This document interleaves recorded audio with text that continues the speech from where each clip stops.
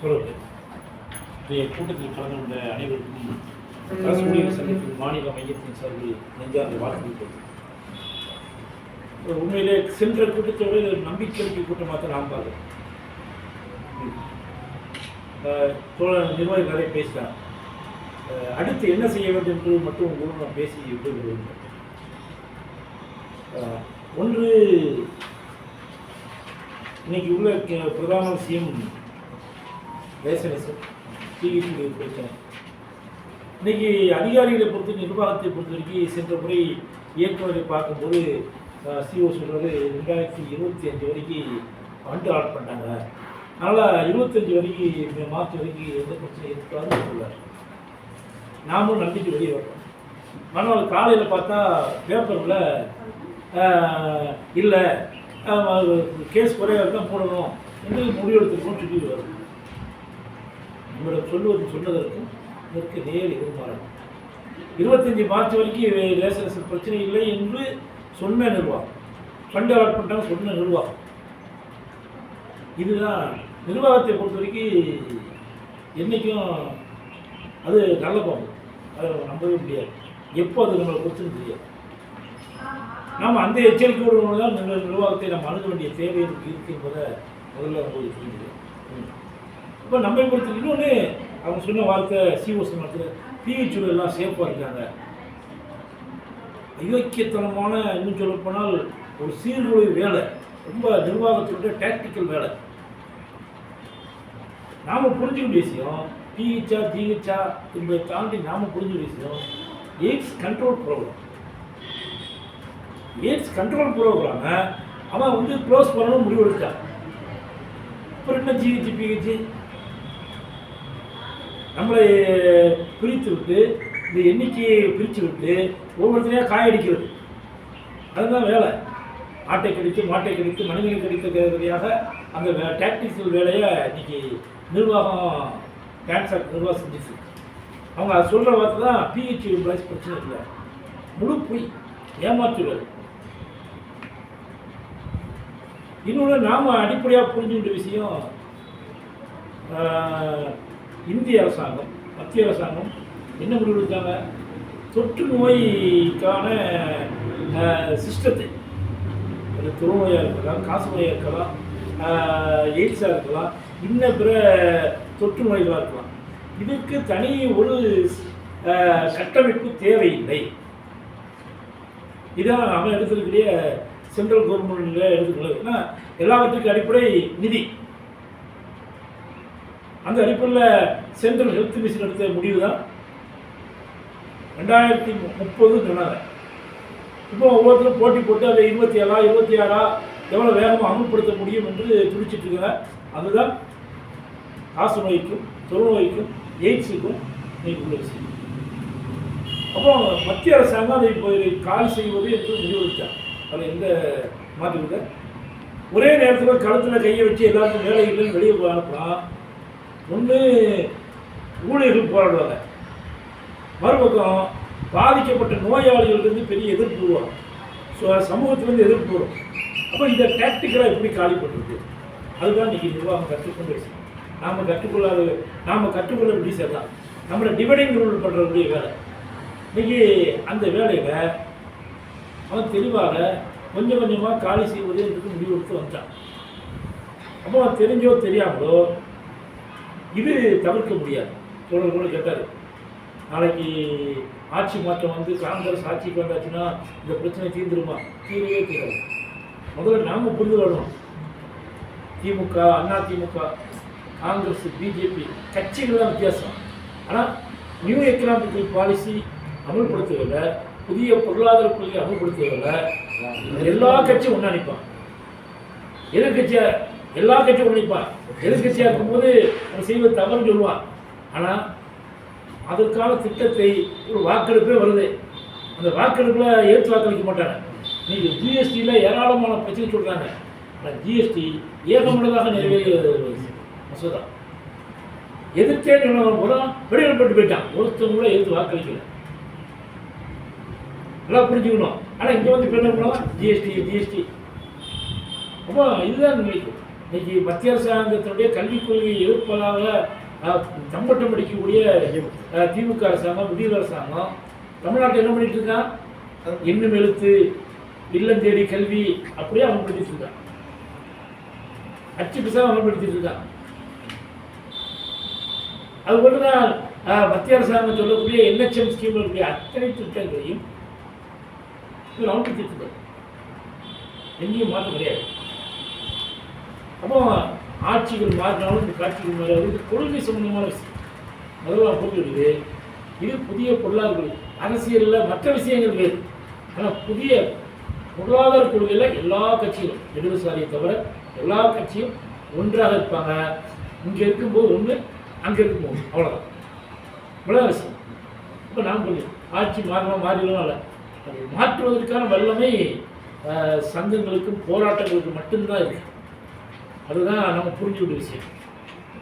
நாம் எந்த அளவுக்கு போராடுகிறோமோ, அதே நேரத்தில் எந்த அளவுக்கு இந்த திட்டத்தால் பலனடையக்கூடிய பெனிஃபிஷியரியாகக்கூடிய அந்த எய்ட்ஸ் நோயாளியை நம்மோடு இணைத்து கொண்டு போராடுகிறோமோ, அந்த அளவுக்கு இந்த திட்டத்தை இன்னும் கொஞ்சம் தள்ளி போட முடியும். இந்த திட்டத்தை மூடாமல் தடுக்க முடியும். தொழுநோய்த்துறையில் அதான் அணுவோம். நான் எல்லா இடத்தையும் சொல்லுறது தொழுநோய்த்துறையில் அதான் அணுவோம். 1991 அந்த துறையை பொது சுகாதாரத்துறையோடு மருத்துவத்துறையில் தனி கட்டமைப்போடு இருந்த துறை தொழுநோய் கட்டுப்பாட்டு நிலையம் விட்டு இருந்துச்சு. அதை பொது சுகாதாரத்துறை இணைப்பது, கேஸ் எண்ணிக்கை குறைஞ்சி போச்சு, ஆள் தேவையில்லைன்னு சொல்லி மூடுவதுன்னு அரசு கொள்கை முடிவெடுது. 91லேருந்து 98 வரை தொடர்ச்சியான போராட்டம், சங்கம் தொடர்ச்சியான போராட்டம். 3 முறை சட்டசபையில் அமைச்சர்கள் அதுக்கு விளக்கம் கொடுக்க அளவுக்கு அமைச்சர் ஹெண்டே, வீராசாமி உட்பட இப்படி பல அமைச்சர்கள் பேசிய விஷயம். ஒரு குழுவை போட்டு, குழுவுடைய பரிந்துரை சங்க நிறுவனங்களை அதை இணைத்து கொண்டு குழுவை போட்டு 3 சொல்லி 98 7 ஆண்டுகள் தள்ளி வச்சுக்கணும்னா அது வலுவான போராட்டம். இந்த வலுவான போராட்டத்துக்கு அப்புறம் இணைத்தப்படும் கூட அன்றைக்கி அரசு சங்கத்துடைய ஸ்தாபனத்தில் MRF சொன்ன வார்த்தை, நீங்கள் வலுவாக சங்க ரீதியாக போராடினீங்க, ஊழியர்கள் போராடினீங்க, பாராட்டுகள். ஆனாலும் நீங்கள் அந்த பெனிஃபிஷரியாக இருக்கக்கூடிய தொழுநோயாளியை இணைத்து கொண்டு போராடி இருந்தால் இதை தடுத்து நிறுத்திக்க முடியும்னு சொன்னார். இப்போ நாம் அதை கற்றுக்கொள்ள பேசினோம்.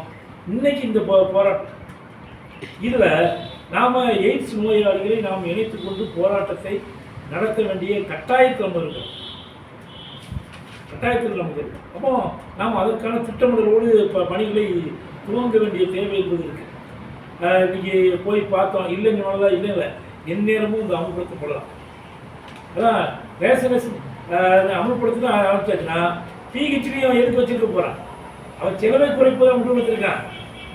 என்ன சொல்லிட்டாங்கன்னா, தொற்று நோயில் என்ன சொல்லிட்டு இருக்காங்க, இனி IEC அவனுடைய விளம்பரத்தின் மூலமாக, விழிப்புணர்வு மூலமாக நோயாளி தானாகவே சிகிச்சை எடுத்துக்கணும், நீ தேவையில்லை, உங்களுக்கு சிஸ்டம் தேவையில்லை, வாலண்டரி ரிப்போர்ட் அதை ஊக்குவிப்பது, அவேர்னஸ் ப்ரோக்ராம் ஊக்குவிப்பது, இதுதான் இன்னைக்கு தொற்று நோய் செய்தியில் எல்லாரும், அது தொழுநோயாக இருந்தாலும் எய்ட்ஸாக இருந்தாலும் இன்னைக்கு அரசுகள் அப்படி தான் யோசிக்கிறான்.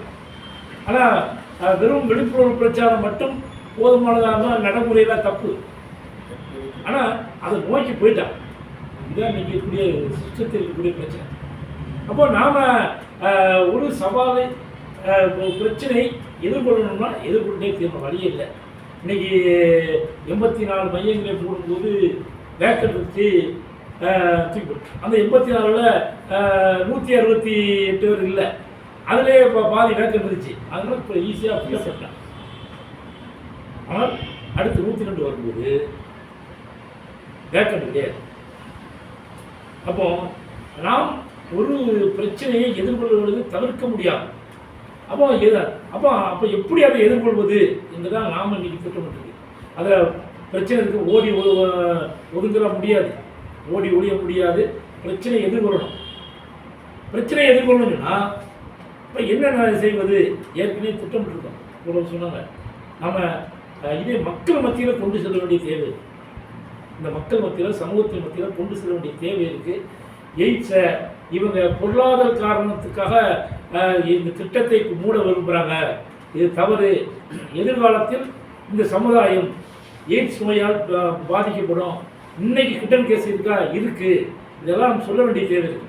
பிரிவினஸ் ரேட்டு குறைஞ்சிருக்கா? இல்லை. பிரிவினஸ் ரேட்டு நம்மகிட்ட வராமல் இருக்கு கேஸ், அவ்வளோதான். கிட்டன் கேஸ் ஏறாமல் இருக்கு. அதை கண்டுபிடிக்கிறதுக்கான சோர்சஸ் குறைஞ்சிட்டு இருக்கு. சொன்னாங்களே, இன்னைக்கு இள வயதில் எய்ட்ஸ் நோயால் பாதிக்கப்பட்டாங்க, போதை ஊசியால் பாதிக்கப்பட்ட இளைஞர் சமுதாயம் இப்போ இப்படி போதையால் இந்த இளைஞருக்கு பாதிக்கப்படும் போது எய்ட்ஸ் என்பது தவிர்க்க முடியாமல் உருவாகிட்டு தான் இருக்கும். இதெல்லாம் மக்கள் மத்தியில் கொண்டு செல்லுது. அப்போ மக்கள் மத்தியில் கொண்டு செல்வது தான் நாம் ஏற்கனவே திட்டமிட்ட மக்கள் மத்தியில் போவதற்கான வடிவங்களை திட்டமிட்டது. இப்போ உடனடியாக நாம் செய்ய வேண்டிய பணியாக நான் பார்க்கிற விஷயம் ஒன்று, நம்முடைய ஊழியர் சந்திப்பு இயக்கம் என்று இருக்கிற மாநிலங்கள் ஒரு 4 டீமோ 5 டீமோ பிரிஞ்சு ஒவ்வொருத்தருக்கு 4 மாவட்டம் 5 மாவட்டம் நேரடியாக இந்த மாவட்டத்துக்கு போய் ஊழியர் சந்திப்பு இயக்கத்தை நடத்தணும். போகிற வழியை மெம்பர்ஷிப் போட முடியாது, சேர்த்து போட்டு வந்து ஊழியர் சந்திப்பு இயக்கம் வாய்ப்பு இருந்தால் கூட்டத்தை நடத்த தேதி தேர்தல் போகாமல் இருக்கக்கூடாது. நாம் ஒரு மாவட்டத்துக்கு ப்ரோக்ராம் போட்டு போக வேண்டியது. காலையில் துவங்கி ஈவினிங் வரைக்கும் ஜிஹெச் மெடிக்கல் காலேஜில் ஏறி இறங்கி ஒரு சுற்றுப்பயணத்தை நடத்திட்டு வருவதற்கான ஏற்பாடை உடனடியாக பண்ண வேண்டியது இருக்குது. இந்த மாதத்துக்குள் இந்த மாத இறுதிக்குள்ளே ஒரு 5 குழுக்களாக அல்லது 4 குழுவாக பிடிச்சி இதர நிர்வாகிகளை இணைத்து கொண்டு ஒரு டீமாக போவதற்கான ஏற்பாடை தலைவர், செயலாளர், பொருளாளர், ஜெகஜோதி இதர நிர்வாகிகளை இணைத்து கொண்டு 2 டீமும் 4 டீமும் ஒவ்வொரு இடத்துக்கு போய் உடனடியாக செய்வதற்கான ஏற்பாடு செய்யும். இன்னொன்று, நம்முடைய வரக்கூடிய ஜூன் 4 தேர்தல் முடிவு வந்தது. ஜூன் 2வது வாரம் மானிய கோரிக்கை துவங்கும் என்று சொல்லிட்டு இருக்காங்க. இப்போ மருத்துவ மற்றும் மக்கள் நலத்துறை மானிய கோரிக்கையும் வருது. என்னைக்கு வரப்போகுது தெரியாது. அப்போ நம்மை பொறுத்த வரைக்கும் இந்த விஷயத்தை கொண்டு போவதற்கு சென்னையில் ஒரு பாதுகாப்பு மாநாட்டை நடத்துவது, எய்ட்ஸ் நோயாளிக்கான பாதுகாப்பு மாநாட்டை நடத்துவது. அந்த மாநாட்டில் அரசியல் கட்சி தலைவர்களை பங்கேற்க அழைப்பு கொடுப்பது. கூடுதலாக அந்த மாநாட்டுக்கு முன்னால் போய் அவர்களை சந்தித்து அழைப்பு கொடுப்பது, இந்த திட்டத்தை 3 நாள் ஏற்படக்கூடிய ஆபத்துகளை அவர்கள் மத்தியில் சொல்லி அறிக்கையாக கொடுக்க வைப்பதற்கான ஏற்பாடு செய்வது. கூடுதலாக இப்படி சந்திப்பதன் மூலமாக அந்த எம்எல்ஏக்கள் மூலமாக சட்டமன்றத்தில் பேசுவதற்கான சட்டமன்ற குழு தலைவர்களை பார்த்து கொடுத்து சட்டசபையில் இதை கேள்வியாக எழுப்புவதற்கான பணிகளை துவக்குவது. அரசியல் கட்சி தலைவர் அறிக்கை கொடுப்பது, சட்டமன்றத்தில் பேச வைப்பது, நம்மளுடைய பாதுகாப்பு மாநாட்டில் பங்கேற்ப வைப்பது. அங்கே சில இடங்கள் இருக்குது, கொஞ்சம் குறைந்த வாடகையில் பங்கேற்பதற்கான வாய்ப்பு இருக்குது. அந்த இடத்தை ரெடி பண்ணி அந்த பாதுகாப்பு மாநாட்டை ஒரு ஞாயிற்றுக்கிழமை எனக்கு தெரிஞ்சு 16 அல்லது 23 அப்படி நடத்தலாம். ஜூன் 16 அல்லது 23 சென்னை நடத்தலாம். நாம் அந்த மானிய கோரிக்கை ஜூன் 16 அல்லது 23 எடுத்துக்கிட்டு அந்த மானிய கோரிக்கை தேவையும் புரிந்து கொண்டு நாம் நடத்துவதற்கான பணிகளை துவக்க வேண்டும் என்று கேட்குது. இதுக்குள்ள அதிகாரிகள் அரசியல் கட்சி தலைவரை சந்திப்பது, எம்எல்ஏக்களை சந்திப்பதெல்லாம் உள்ளுக்குள்ளே இருக்கக்கூடிய ப்ரோக்ராம். அதை ஒட்டி ஊடகங்களில் செய்திகளை பெரிய அளவுக்கு கொண்டு வருவதற்கான வாய்ப்புகளை நாம் செய்ய முடியும்.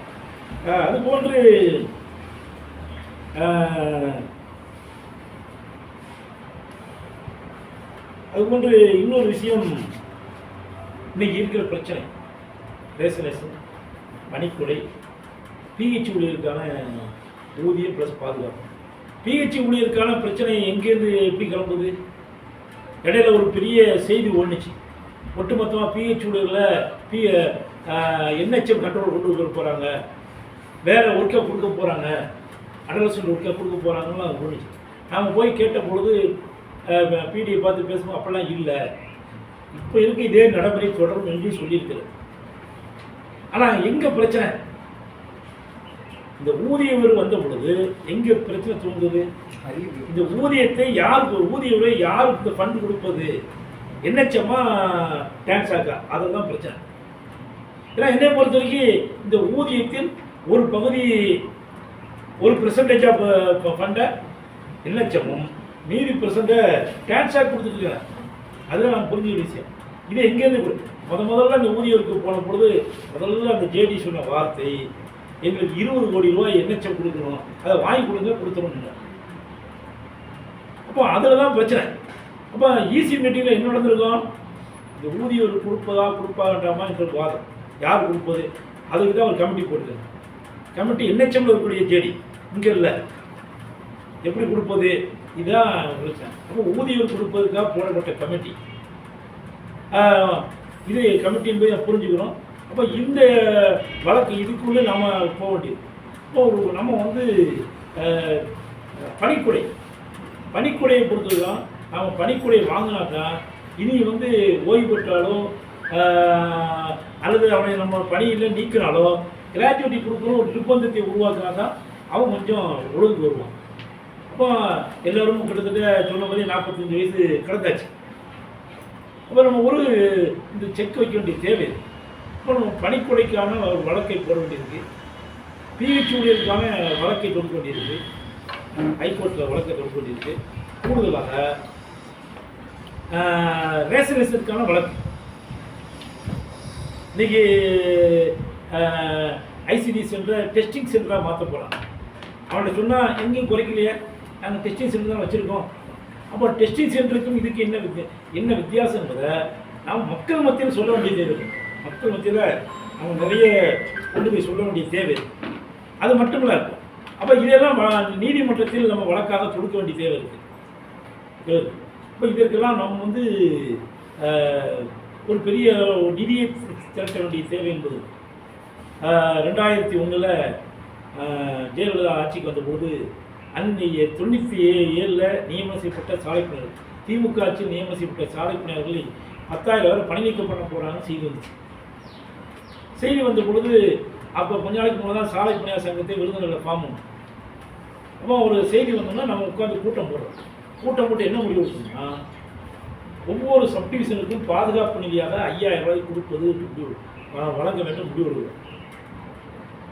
ஒரு தாலுகாவுக்கு ஒன்று ஒரு சப்டிவிஷன் இருக்குது, நீ வழங்கணும்னு முடிவு எடுக்கிறோம். நமக்கு சங்கம் இருக்கக்கூடிய பகுதியிலேருந்து ஒரு தொகை வந்துச்சு, கிட்டத்தட்ட ஒரு 5 லட்ச ரூபாய். அதை அப்படியே டெபாசிட்டில் போட்டு வச்சோம், பணி நீக்கம் பண்ணலை. ஆனால் 6 மாதம் கழித்து பணி நீக்கம் பண்ணாங்க.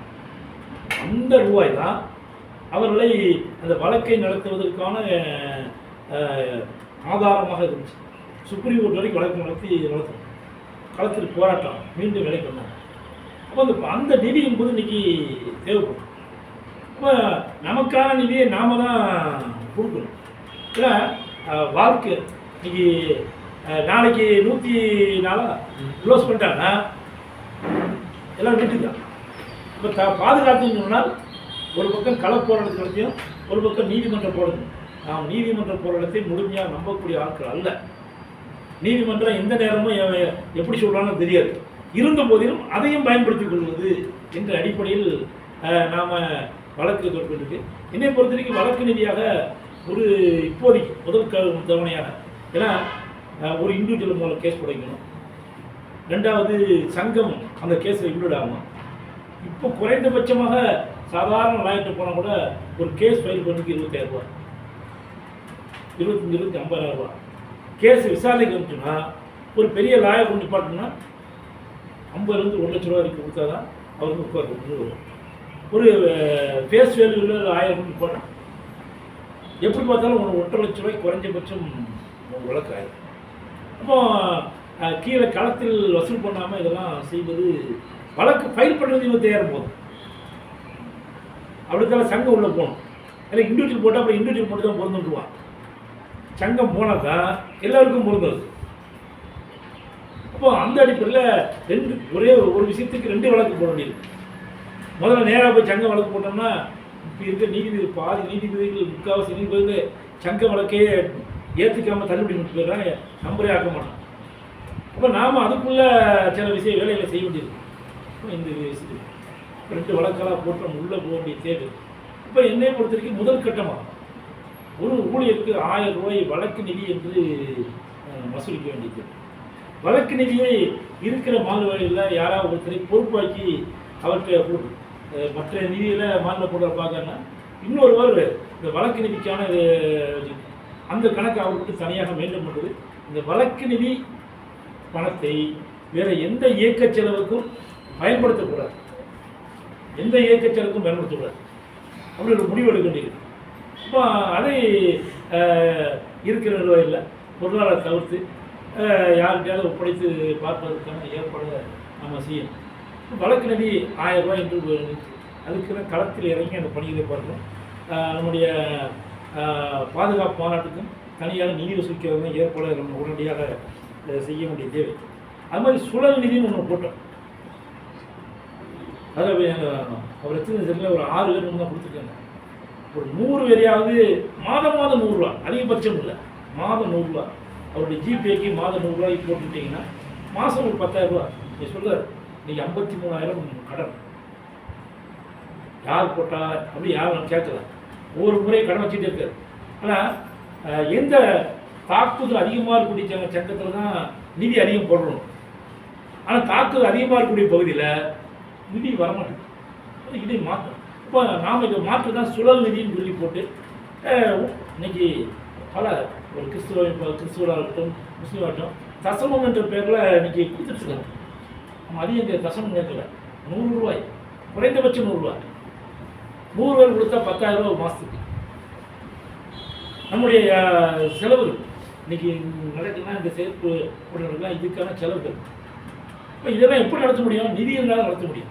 இப்போ சுழல் நிதி ஒன்று 100 ரூபாய் என்பதை 100 பேர் உத்தரவாதப்படுத்துவதற்கான ஏற்பாடு உடனடியாக செய்யப்பட்டது. மெம்பர்ஷிப் 363 நம்ம போட்டுருந்தாங்க, 35. அது ஒரு 10 மாவட்டம் டபுள் டிஜிட்டில் இருக்குது, 15 மாவட்டம் சிங்கிள் டிஜிட்டில் இருக்குது. இது பொருத்தமானது அல்ல. நாம் யாருக்காக உழைக்கிறோமோ அவங்க மெம்பரே இல்லாமல் நீங்கள் அஸ்திவாரம் ஸ்ட்ராங்காக இருந்தால் தான் மற்ற ஸ்ட்ராங்காக இருக்கும், பில்டிங் ஸ்ட்ராங்காக இருக்கும். அஸ்திவாரம் வீக்காக இருந்துச்சுன்னா மெம்பர்ஷிப்பை உடனடியாக இந்த 24க்கான மெம்பர்ஷிப்பை இந்த ஜூன் மாதத்துக்குள்ளே எல்லாமே முடிப்பதற்கான ஏற்பாடு செய்யணும். நான் ஏற்கனவே சொன்னதான், உங்கள் மீது தாக்குதல் 200% தாக்குதல்னா நீங்கள் 1000% ஒரு வேகத்தோடு இருக்கணும். புலி இறைக்காக மானை துரத்துக்குன்னா புலி வேகமாக ஓடுமோ மான் வேகமாக ஓடுமோன்னா உயிர் காக்கக்கூடிய மான் தான் வேகம் ஓடணும், வேறு வழி இல்லை. அப்போ இன்றைக்கி எய்ட்ஸ் கட்டுப்பாட்டு திட்டத்துக்கு ஊழியர்கள் எப்படி புலியிலிருந்து தன்னுடைய உயிரை பாதுகாக்க மான் ஓடுகிறதோ அந்த வேகத்தில் நீங்கள் ஓடணும். ஓடினா மட்டும்தான் பாதுகாக்க முடியும். 45-48 வயசு முடிஞ்சு அடுத்த வேறு எங்கே வேலைக்கு போகிறது? கடினமான கேள்வி. அது இந்த ஊழியத்துக்கு வேலைக்கு போகுது. இன்னும் இப்போல்லாம் வந்து ஐடி ஃபீல்ட்லேருந்து எல்லா ஃபீல்டையும் யார் எடுக்கிறாங்கன்னா ஃப்ரெஷ் கேண்டிடேட்.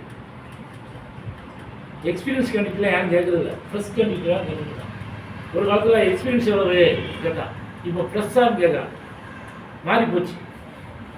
இப்போ அதையெல்லாம் புரிந்து கொண்டு அந்த நாம் வந்து இன்னும் வேகமாக ஓட வேண்டிய தேவை இருக்குது என்ற விஷயத்தை உங்கள் மத்தியில் கருத்துக்களை வைத்து விடைபெறுகிறேன். நன்றி.